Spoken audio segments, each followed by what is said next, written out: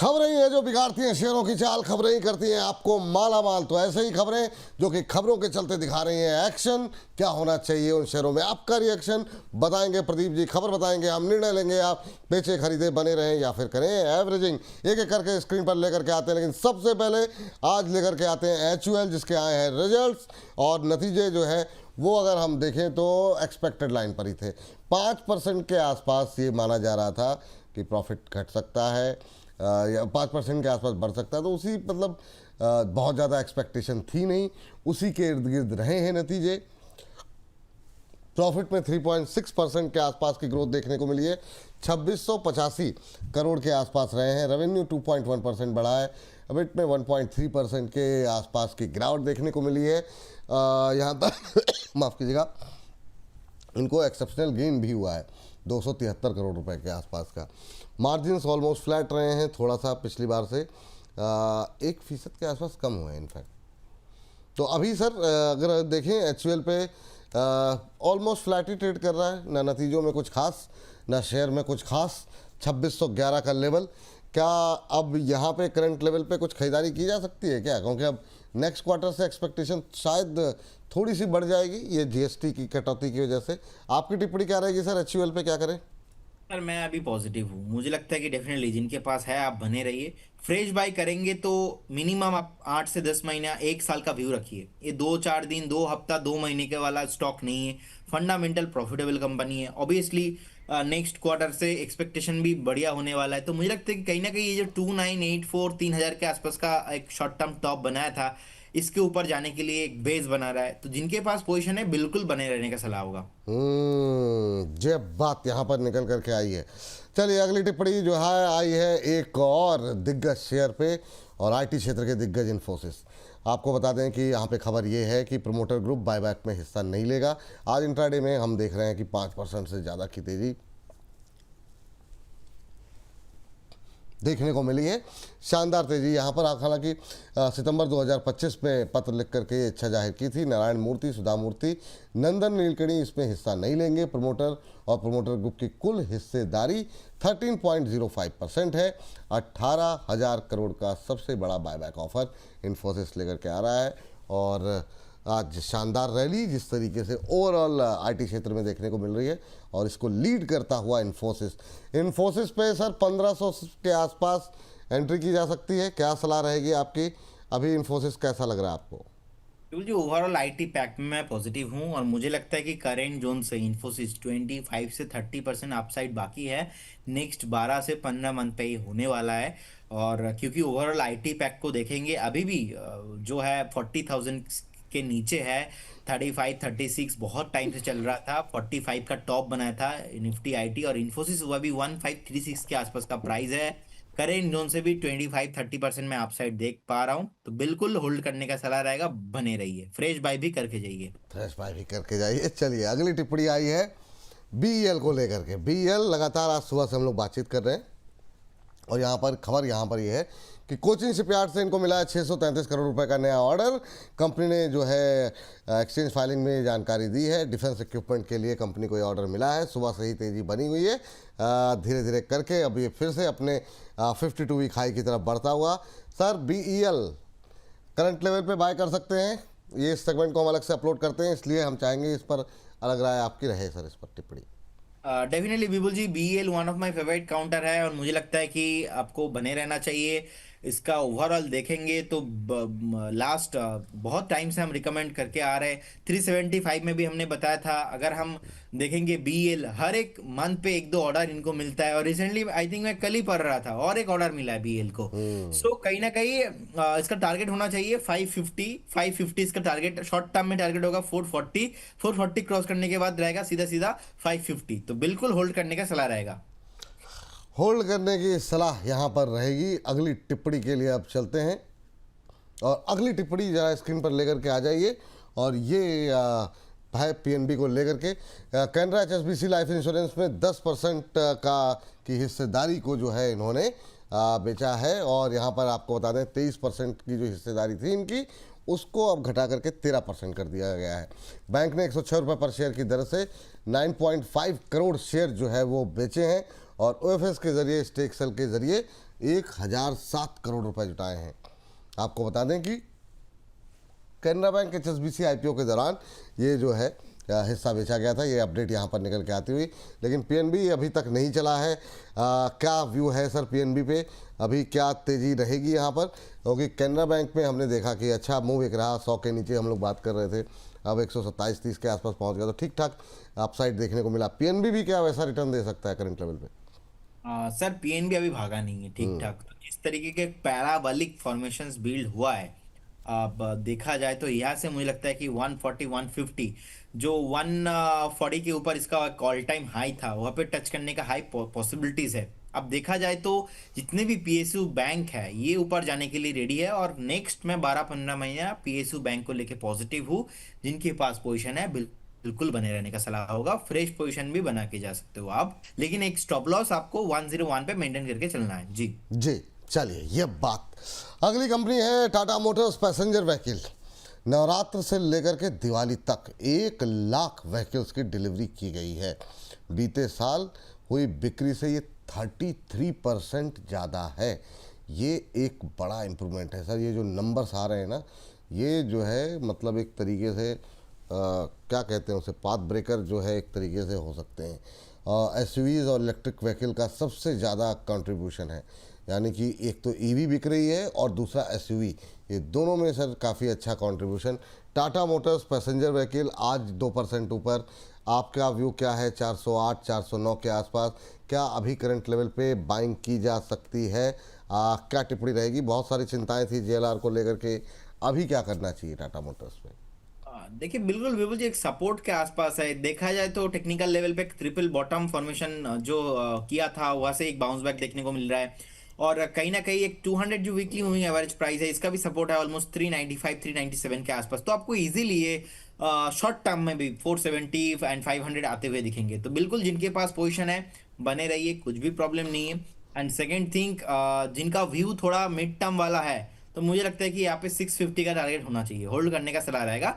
धीमे चलता है, 1-2 हफ्ते के लिए व्यू मत रखिए, थोड़ा लॉन्ग टर्म सोच रखिए पर्टिकुलर डिस्काउंटर के लिए। थोड़ा लंबी अवधि का नज़रिया रखिए सर। जरा जब ऑटो की बात हो रही है, जरा हुंडई भी देख लीजिएगा। हुंडई में जो प्रेशर बन रहा है, क्या ये एक बाइंग अपॉर्चुनिटी हो सकती है? और टाटा मोटर्स और हुंडई में चुनना हो तो अभी आप जिस ज़्यादा कंफर्टेबल किस में होंगे? 2300 के आसपास क्या हुंडई लिया जा सकता है? 2305 पे चल रहा है। मतलब वो शादी के टाइम पे क्या होता है ना कि दूल्हा जब जाता है, बारात जब निकल जाता है, वो जितने भी मेहमान रहते हैं उनको थोड़ा अलर्ट रहना पड़ता है कि कब निकल जाए कब निकल जाए। ऐसे ही है हुंडई के साथ। अभी मुझे लगता है कि नीचे सर आ चुका है, अच्छा खासा सेलिंग प्रेशर यहाँ पे हो चुका है। अब थोड़ा आपके वर्स्ट लिस्ट में रखिए।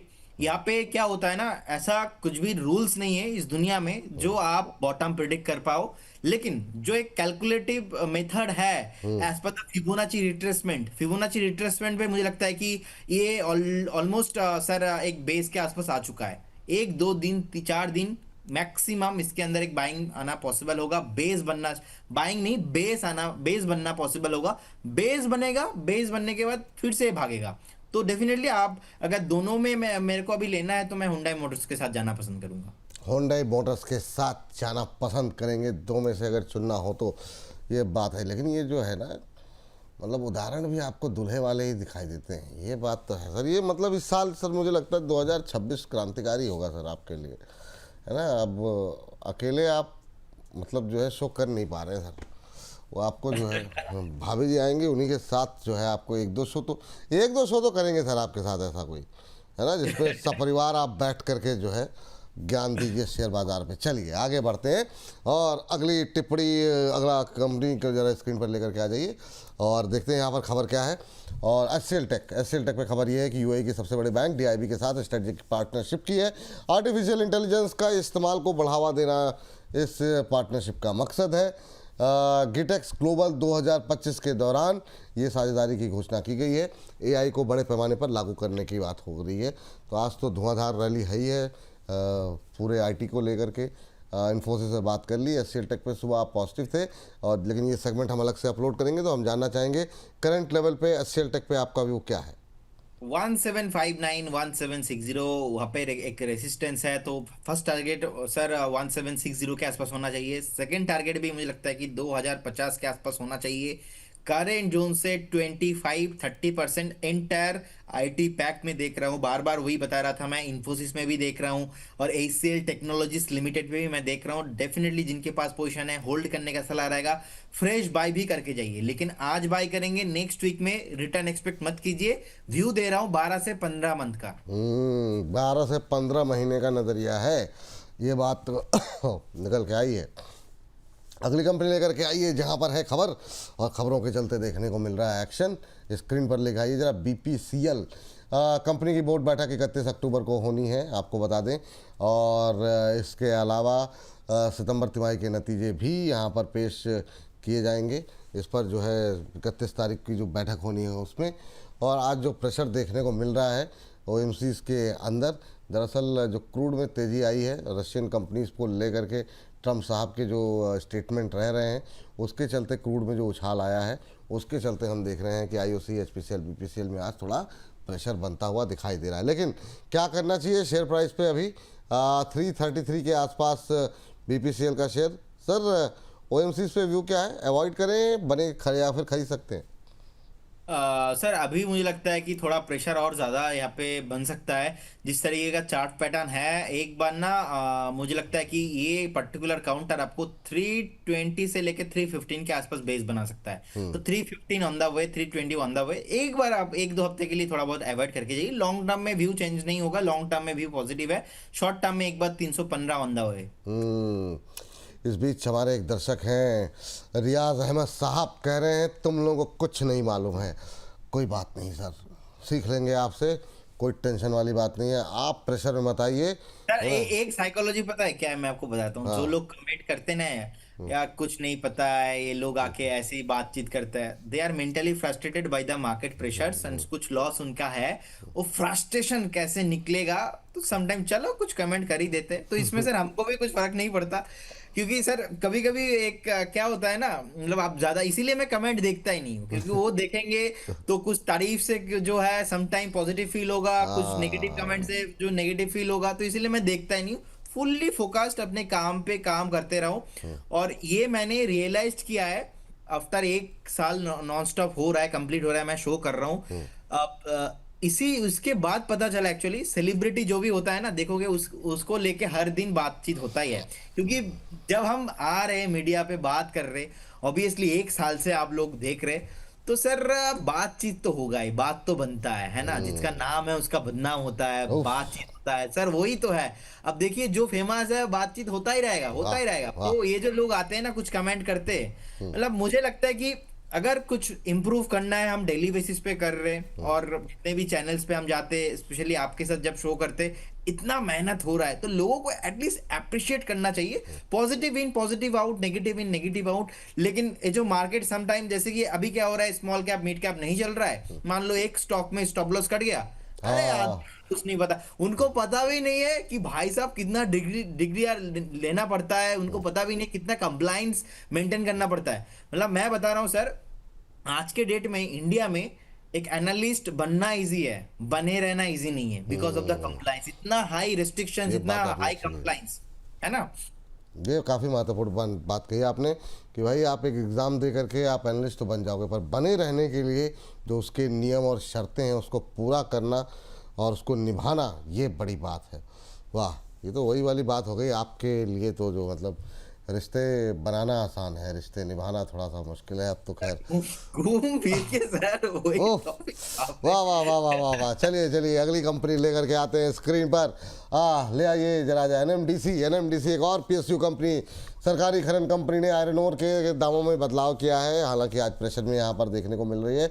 बायर आलम की कीमत 5550 रुपये पर टन तय की गई है, और इस सबके बावजूद शेयर में प्रेशर बना हुआ है 1.5-2% के आसपास का। बायला माइंस फाइंस की कीमत 4750 रुपये प्रति टन जो है वो डिसाइड की गई है। सितंबर में आयरन ओर प्रोडक्शन 23.4% बढ़ करके वो पहुंच गया है 37.5 लाख टन। चलिए, आयरन ओर की बिक्री भी 9.5% से ज़्यादा बढ़ी है। सर क्या टिप्पणी रहेगी एनएमडीसी पे? 2.25% की गिरावट है। बिल्कुल सर, देखिए 74 के आसपास का भी प्राइस चल रहा है। एक बार मुझे लगता है कि 69 रिटेस्ट होने वाला है। 69 68 पे एक सपोर्ट है, 68 को अगर ब्रेक नहीं करता है, फिर से आपको एक बार 85 89 आते हुए दिखाई देंगे, लेकिन मैं इसीलिए कॉल कभी नहीं दिया लास्ट एक साल में। इसका चार्ट पैटर्न सर अभी भी ठीक नहीं है, मतलब ये ऊपर जाने के लिए अभी भी रेडी नहीं है, ये भी अभी भी कंसोलिडेशन करने वाला है। हाँ, चलिए अगली कंपनी जरा एक फार्मा कंपनी जो है वो निकल करके आती है और जरा फटाफट स्क्रीन पर ले करके आते हैं। और टोरेंट फार्मा 1.5% ऊपर, सीसीआई ने जेबी केमिकल्स में हिस्सेदारी के एक्विजिशन को लेकर के पूरे प्रस्ताव को मंजूरी दी है। पॉजिटिव खबर यहाँ पर निकल करके आई है।